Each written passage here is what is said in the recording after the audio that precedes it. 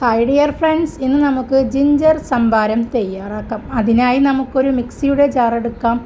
അതിലേക്ക് നമുക്ക് 1 ഗ്ലാസ് കട്ടത്തൈര് ഒഴിച്ചു കൊടുക്കാം. നല്ല പുളിയുള്ള തൈര് വേണം കേട്ടോ എടുക്കാൻ.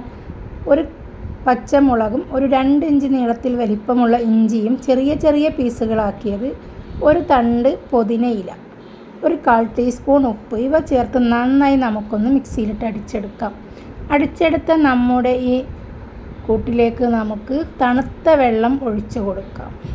ഇനി നമുക്കിതൊരു സ്പൂൺ വെച്ചോ തവി വെച്ചോ നന്നായിട്ടൊന്ന് മിക്സാക്കി കൊടുക്കാം. ഉപ്പിൻ്റെ കുറവുണ്ടെങ്കിൽ നമുക്കിതിലേക്ക് ഉപ്പിട്ട് കൊടുക്കാം. ഇനി നമുക്കിതൊരു സെർവിങ് ഗ്ലാസ്സിലേക്കൊന്ന് പകർന്നു കൊടുക്കാം. ഞാനിവിടെ ഒരു ജഗ്ഗിലേക്ക് ഒഴിച്ചതിന് ശേഷം ഒരു സെർവിങ് ഗ്ലാസ്സിലേക്ക് മാറ്റി കൊടുക്കുകയാണ്. വളരെ രുചികരമായ നമ്മുടെ ഈ ജിഞ്ചർ സംഭാരം ഇവിടെ തയ്യാറായി കഴിഞ്ഞു.